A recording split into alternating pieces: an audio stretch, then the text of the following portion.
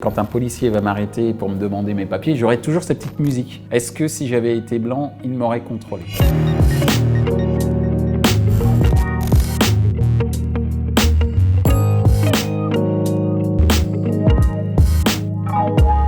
Ici, malheureusement, en France, parce qu'il y a une histoire avec la France et l'Afrique que vous découvrirez quand vous grandirez, qui font qu'on est perçu d'une certaine façon. Comme t'es noir, directement on te perçoit comme quelqu'un de dangereux. Tu peux rencontrer dans la vie de tous les jours des situations où on te traitera différemment à cause de ta couleur de peau ou à cause de ta coupe de cheveux là, tu vois.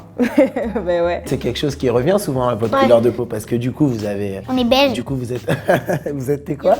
On est beige. Un jour, j'ai décidé juste de mettre un serre-tête, enfin un bandeau, et on m'a dit directement tu ressembles à la femme de ménage de l'école. Enfin, ma couleur de peau, elle va être directement cataloguée dans un métier, juste parce que je mets un bandeau, alors que si ma copine blanche, elle va mettre un bandeau, on va rien lui dire de spécial, quoi. Genre ça a pas des petites moqueries sur tes cheveux bouclés, tout ça? Si. Il y en a, ils m'appellent « Oh, regardez, il est là, le mouton ». Et il y en a d'autres, ils arrêtent pas de dire « Oh, regardez, le métis, il est arrivé ». Ça, il y a une remarque on me fait souvent ouais, tu fais quoi dans la vie et tout.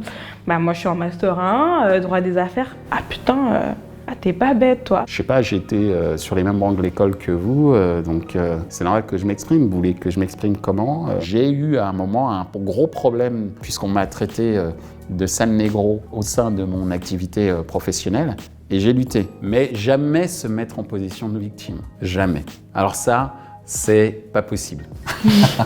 Mais sans que je leur dise, ils ont compris. C'est impossible. C'est pas de la victimisation, hein. Faut se rendre compte qu'on n'est pas tous traités de la même manière. S'il y a un comportement raciste ou un fait raciste, on va le dire, on va le dénoncer. Quand il y a quelqu'un qui comprend pas ou qui dit tout de suite « Oui, mais vous faites les victimes » ou « C'est terminé ça », oui, mais on peut pas en vouloir à ces personnes-là parce que c'est pas des choses qu'elles ont vécues et il y a qu'en vivant les choses qu'on peut se rendre compte que ah oui, c'est possible. C'est possible que le combat de l'autre soit justifié. Je crois que c'est un peu inné d'être fier d'être africain, d'être fier d'être noir en fait. Je me suis jamais posé vraiment la question en quoi je suis fière d'être une femme noire. Parce que c'est vrai que c'est une question qui, même moi, je ne me la suis pas posée, sauf quand j'ai eu affaire à des imbéciles en face de moi. Le fait de dire « je suis fier d'être noir » est peut-être moins ancré dans la communauté noire française par rapport à la communauté noire américaine, parce que la communauté noire française a eu peut-être moins lutté contre une ségrégation institutionnalisée. Certains diront que la ségrégation, elle est plus sociale, elle est peut-être plus sournoise, elle est dans les têtes, et à chaque fois que je vais aux États-Unis, j'ai une appréhension. Il y a tonton Ruben qui nous a dit, Riley et moi, quand il nous a gardés, le sol des États-Unis, ça donne un cancer. La population noire subit un peu des représailles, des menaces, voire même se fait tirer dessus par les policiers. Non, c'est que ça... T'es pas mal à l'aise, là? Si, t'es mal à l'aise. Ça va? Pleure pas. Ça va, c'est rien. Non, c'est bon, c'est juste que ça touche, c'est rien, pleure pas. Ces gens-là, ils vivent tous les jours des persécutions, des fois injustifiées, comme ici, on a eu des cas, des gens qui se faisaient contrôler, qui ont perdu la vie suite à des contrôles. Ça part de ça, les violences policières. T'as une personne noire en face de toi et au lieu de réagir comme tu réagirais avec tout autre individu, ta réaction, elle est disproportionnée. Je mets pas tout le monde dans le même sac, voilà. On reste quand même plus protégé ici, mais c'est pas les mêmes mots, mais c'est la même pensée, en gros. Il faut avoir confiance en les forces de l'ordre parce que c'est eux qui ont le monopole de la force publique, c'est sûr, mais fais attention, faut pas que ce soit une confiance aveugle. Gardez votre sang-froid.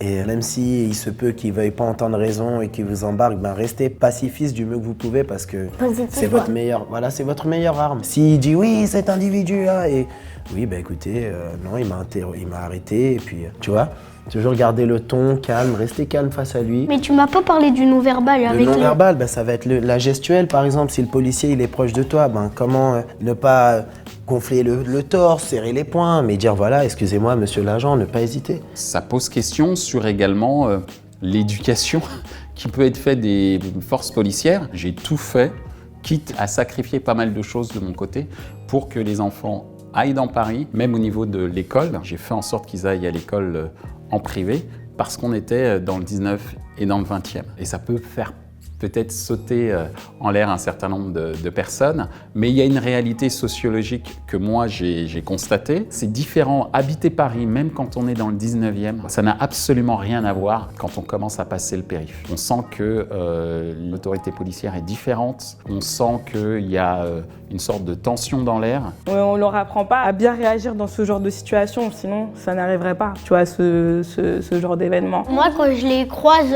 Ils sont pas méchants. Enfin, ils sont pas méchants, mais c'est quand on a des discussions normales avec eux. Je lui ai dit bonjour, il m'a dit bonjour. Et en fait, à chaque fois que je parle à un policier, mon cœur il commence à battre en mode fort, genre j'ai peur.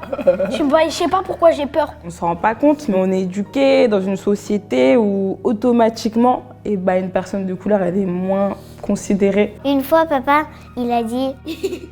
Faites très attention à ce que vous allez dire. Il a dit, c'est pas parce que je suis noire qu'il faut se moquer.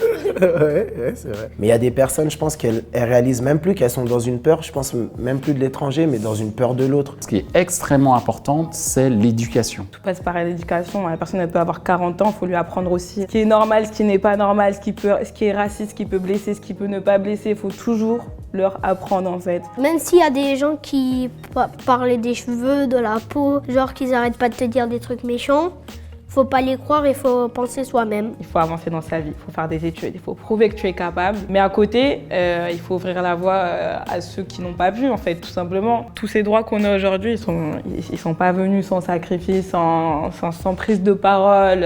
Tupac, si vous voulez, il fait partie de ces personnes qui ont porté de forts messages à la communauté noire et afro-américaine. Et il avait tatoué sur le ventre, comme j'ai fait, Thug Life, qui veut dire The hate you give little infants. F everybody.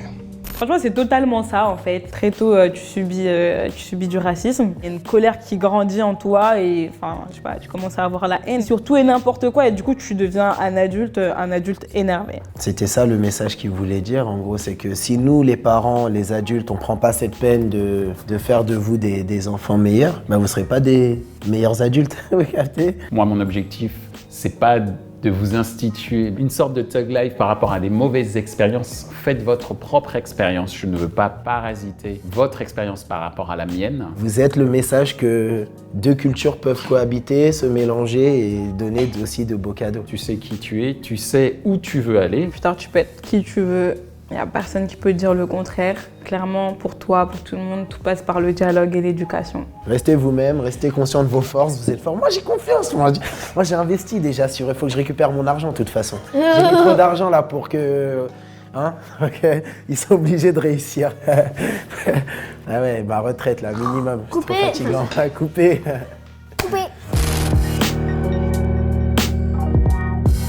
Ça peut devenir très dangereux, alors vous discutez pas.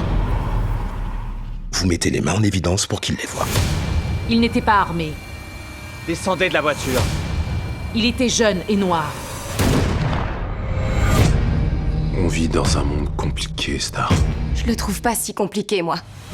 C'est pas parce qu'on doit subir ça que vous devez oublier qu'être noir est un honneur parce que d'autres se sont battus pour vous. Il faut que je parle pour lui.